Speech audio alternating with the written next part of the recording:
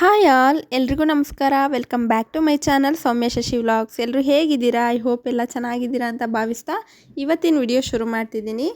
ಏನಂದರೆ ನಾನಿಲ್ಲಿ ಏನು ಮಾಡ್ತಿದ್ದೀನಿ ಅಂದರೆ ಮಾರ್ನಿಂಗೇ ನಾನೊಂದು ಡಿಟಾಕ್ಸ್ ಡ್ರಿಂಕ್ಸ್ ಕುಡಿತೀನಿ, ಡೈಲಿ ಒಂದು ವೆಜಿಟೇಬಲ್ದು. ನಾನಿವತ್ತು ಬೀಟ್ರೂಟ್ದು ಡಿಟಾಕ್ಸ್ ಡ್ರಿಂಕ್ಸ್ ಮಾಡ್ಕೊಂಡಿದ್ದೆ.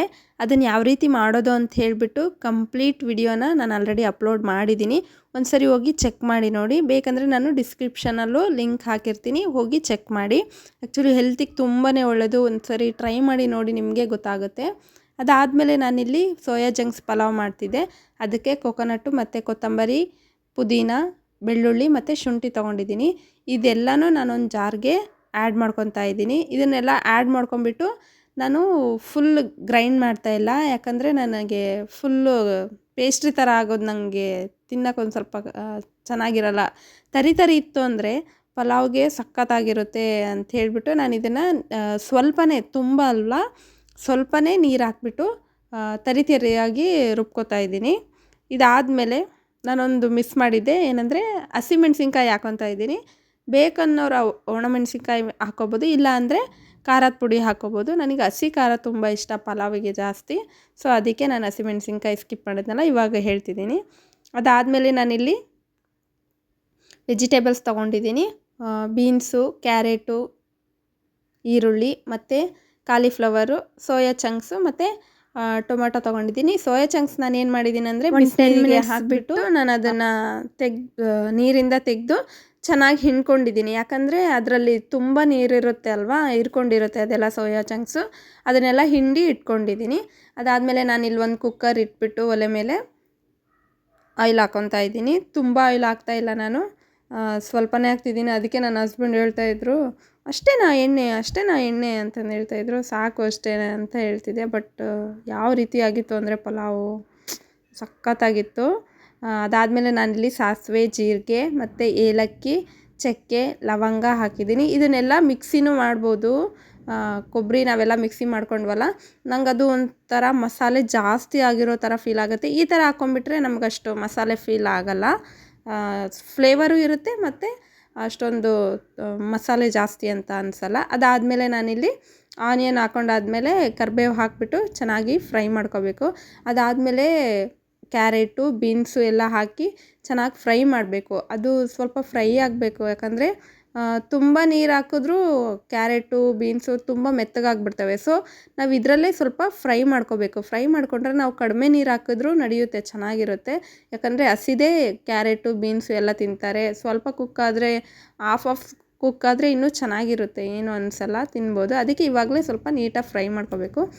ಅದಾದಮೇಲೆ ಕಾಲಿಫ್ಲವರ್ ನಾನು ಎಲ್ಲನೂ ನೀಟಾಗಿ ಕಟ್ ಮಾಡ್ಕೊಂಬಿಟ್ಟು ಬಿಸಿನೀರಲ್ಲಿ ಚೆನ್ನಾಗಿ ಬಾಯ್ಲ್ ಆಗೋ ನೀರಿಗೆ ತೆಗೆದ್ಬಿಟ್ಟು ಅದಕ್ಕೆ ಉಪ್ಪು ಮತ್ತು ಅರಿಶಿನ ಹಾಕಿ ಕಾಲಿಫ್ಲವರ್ ಹಾಕಿ ಒಂದು 5 to 10 ಮಿನಿಟ್ಸ್ ಬಿಟ್ಟಿದ್ದೆ. ಅದು ಹುಳ, ಇನ್ ಕೇಸ್ ಚಿಕ್ಕದು ಹುಳ ಇರುತ್ತಲ್ವ ಅದರಲ್ಲಿ, ಅದಕ್ಕೆ ಅದಿಷ್ಟು ಮಾಡ್ಕೊಂಬಿಟ್ಟು ಅದಾದಮೇಲೆ ನಾನು ಯೂಸ್ ಮಾಡ್ತಾ ಇರೋದು. ಅದಾದಮೇಲೆ ಕಾಲಿಫ್ಲವರ್ ಹಾಕಿ ಮತ್ತು ಟೊಮೊಟೊ ಹಣ್ಣು ಹಾಕಿ ಮಿಕ್ಸ್ ಮಾಡ್ಕೋಬೇಕು. ಲಾಸ್ಟಿಗೆ ನಾನಿಲ್ಲಿ ಸೋಯಾ ಚಂಕ್ಸ್ ಆ್ಯಡ್ ಮಾಡ್ತಿದ್ದೀನಿ. ಅದು ಆ್ಯಕ್ಚುಲಿ ಮುಂಚೆನೇ ಆಲ್ರೆಡಿ ಬೆಂದೋಗಿದೆ, ಬಿಸಿನೀರಲ್ಲಿ ಹಾಕಿದ್ನಲ್ವ, ಜಸ್ಟ್ ಫ್ರೈ ಮಾಡ್ಕೊಂಡ್ರೆ ಸಾಕು. ಅದಾದಮೇಲೆ ನಾನಿಲ್ಲಿ ಗ್ರೈಂಡ್ ಮಾಡಿ ಇಟ್ಕೊಂಡಿದ್ನಲ್ವ ಕೊಬ್ಬರಿ ಮತ್ತು ಪುದೀನ, ಕೊತ್ತಂಬರಿ, ಹಸಿಮೆಣ್ಸಿನ್ಕಾಯಿ, ಅದನ್ನೆಲ್ಲ ತರಿಯಾಗಿ ರುಬ್ಕೊಂಡಿರೋದನ್ನ ಅದಕ್ಕೆ ಮಿಕ್ಸ್ ಮಾಡ್ಕೊತಾ ಇದ್ದೀನಿ. ನೋಡಿ, ಇಷ್ಟು ತರಿಯಾಗಿ ಮಾಡ್ಕೊಂಡಿದ್ದೀನಿ. ತುಂಬ ಪೇಸ್ಟ್ ಆಯಿತು ಅಂದರೆ ಅದೇ ನೀರು ಜಾಸ್ತಿ ಅನ್ನಿಸ್ತಿರುತ್ತೆ. ಸೊ ಅದಕ್ಕೆ ನಾನು ಜಾಸ್ತಿ ನೀರು ಹಾಕಿಲ್ಲ, ಸ್ವಲ್ಪನೇ ಹಾಕ್ಬಿಟ್ಟು, ಆಲ್ರೆಡಿ ಕೊಬ್ಬರಿಲಿ ವಾಟರ್ ಕಂಟೆಂಟು ಇರುತ್ತೆ, ಆಯಿಲ್ ಕಂಟೆಂಟು ಇರುತ್ತೆ. ಸೊ ಅದಕ್ಕೆ ನಾನು ಸ್ವಲ್ಪನೇ ಹಾಕಿದ್ದು. ನೋಡಿ, ಈ ಥರ ಆದಮೇಲೆ ಚೆನ್ನಾಗಿ ಮಿಕ್ಸ್ ಮಾಡ್ಕೋಬೇಕು. ಯಾಕಂದರೆ ಅದರದ್ದು ಹಸಿ ಸ್ಮೆಲ್ ಇರುತ್ತಲ್ವ, ಸೊ ಅದೆಲ್ಲ ಫ್ರೈ ಆಗಬೇಕಂತೇಳಿ 1 2 times 3 times ಫ್ರೈ ಮಾಡ್ತಾ ಇರಬೇಕಿಲ್ಲ ಅಂದರೆ ತಳ ಹಿಡಿಯುತ್ತೆ. ನಾನು ತುಂಬ ಆಯಿಲ್ ಹಾಕಿಲ್ಲ ಅದಕ್ಕೆ. ಮತ್ತು ಅದಾದಮೇಲೆ ನಾನಿಲ್ಲಿ ರೈಸ್ ಇವಾಗಲೇ ಮಿಕ್ಸ್ ಮಾಡ್ತಿದ್ದೀನಿ. ಈ ಥರ ಮಿಕ್ಸ್ ಮಾಡ್ಕೊಂಬಿಟ್ಟು ಚೆನ್ನಾಗಿ ರೈಸ್ ಹಾಕ್ಕೊಂಬಿಟ್ಟು ಚೆನ್ನಾಗಿ ಮಿಕ್ಸ್ ಮಾಡಬೇಕು. ಮಿಕ್ಸ್ ಮಾಡಿ ಆದಮೇಲೆ ನಾನಿಲ್ಲಿ 1 ಗ್ಲಾಸ್ ರೈಸಿಗೆ 2 ಗ್ಲಾಸ್ ನೀರು ಹಾಕ್ತೀನಿ. ಸೊ ಇವಾಗ ನಾನು ಈ ಕಪ್ಪಲ್ಲಿ 1/2 ಕಪ್ ರೈಸ್ ಹಾಕಿದ್ದೆ, ಸೊ 1 ಗ್ಲಾಸ್ ನೀರು ಹಾಕಿದೆ.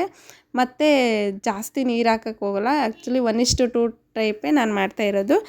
ತರಕಾರಿ ಆಲ್ಮೋಸ್ಟ್ ಅಲ್ಲಿ ಬೆಂದಿರುತ್ತೆ, ಇಷ್ಟು ಬೇಯಿಸಿರ್ತೀವಲ್ವ, ಸೊ ಜಾಸ್ತಿ ನೀರು ಹಾಕಿದ್ರೆ ತುಂಬ ಮುದ್ದೆ ಆಗುತ್ತೆ. ಅದಾದಮೇಲೆ ನಾನು ಟೀ ಕುಡಿಯೋ ಕಪ್ಪಲ್ಲಿ ಮಾತ್ರ ಒಂದು ಸ್ವಲ್ಪ ನೀರು ಹಾಕಿದೆ ಅಷ್ಟೇ. 1:2 ಟೈಪೇ ಹಾಕಿದ್ದೀನಿ, ಮತ್ತು ಜಾಸ್ತಿ ಏನು ಹಾಕಿಲ್ಲ. ಇಷ್ಟು ಹಾಕ್ಬಿಟ್ಟು ರುಚಿಗೆ ಎಷ್ಟು ಬೇಕೋ ಅಷ್ಟು ಉಪ್ಪು ಹಾಕ್ತಿದ್ದೀನಿ. ಅದಾದಮೇಲೆ ಎಲ್ಲನೂ ಮಿಕ್ಸ್ ಮಾಡಿ ಕುದಿಯೋಕೆ ಬಿಡ್ತಿದ್ದೀನಿ. ಕುದೀತು ಅಂದರೆ ಕುದ್ಮೇಲೆ ನಾವು ಕುಕ್ಕರ್ ಕ್ಲೋಸ್ ಮಾಡಿದ್ರೆ ನಾವು ಓಪನ್ ಮಾಡಿದಾಗ ರೈಸ್ ಕೆಳಗಿರಲ್ಲ, ತರಕಾರಿ ಎಲ್ಲ ಮೇಲೆ ಬಂದಿರಲ್ಲ, ಎಲ್ಲನೂ ಚೆನ್ನಾಗಿ ಮಿಕ್ಸ್ ಆಗಿರುತ್ತೆ. ನಾವು ಮತ್ತೆ ಅದನ್ನು ರೈಸು ಮತ್ತು ತರಕಾರಿನ ಮಿಕ್ಸ್ ಮಾಡೋ ಅವಶ್ಯಕತೆಯೇ ಇಲ್ಲ.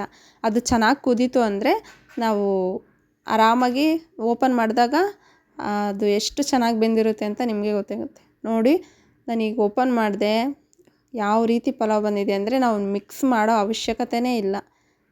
ನೋಡಿ ಈ ಥರ ಬಂದಿದೆ, ಸಖತ್ತಾಗಿತ್ತು ಮಾತ್ರ ಟೇಸ್ಟು.